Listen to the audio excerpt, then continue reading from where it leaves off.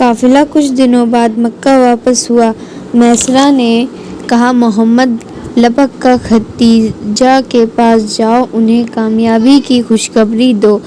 آپ صلی اللہ علیہ وسلم نے اونٹنی کی رفتار تیز کر دی۔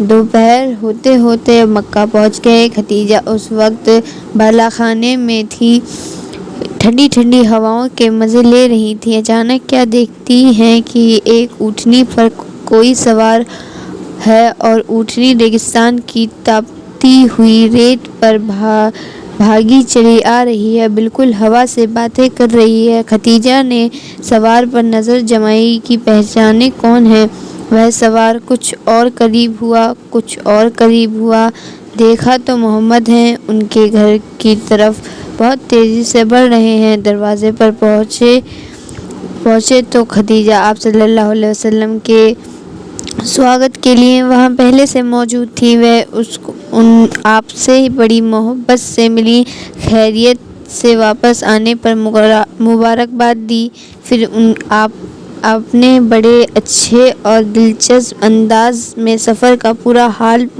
سنایا، کاروبار کی بھی رپورٹ دی، کیا بیچا، کیا خریدا، کتنا فائدہ ہوا۔ خدیجہ پورے شوق اور دلچسپی سے سارا قصہ سنتی رہیں اور دل ہی دل میں واہ واہ کرتی رہیں۔ آپ کی باتوں سے انہیں بڑی خوشی ہو رہی تھی، آپ کی میٹھی باتیں ان کے دل کو بھا رہی تھیں اور آپ کی ایمانداری اور سچائی ان کے من کو موہ رہی تھی۔ پھر اس بار کاروبار میں بہت زیادہ نفع ہوا، اتنا کہ اور کبھی نہ ہوا تھا، اس سے بھی وہ بہت پربھاوت تھیں۔ پھر میسرہ آیا، ان کی زبانی آپ کے حالات سننے دو دل خوشی سے بھر گیا، اور پھر اتنی حیرت اور خوشی ہوئی کہ جس کا کوئی ٹھکانہ نہ تھا۔ میسرہ نے بتایا، آپ صلی اللہ علیہ وسلم نے کس پرکار کاروبار کیا، لین دین میں کتنی سچائی اور ایمانداری دکھائی، اور پھر کتنی ان کے کاروباری مال کی فکر اور جان اور دل سے اس کی حفاظت کی۔ پھر ربیع بن نصر کا قصہ سنایا، آپ کے بارے میں اس نے جو خوشخبری دی تھی وہ بھی سنائی۔ پھر بولا، ایک واقعہ اور ہوا جس پر میں حیران رہ گیا۔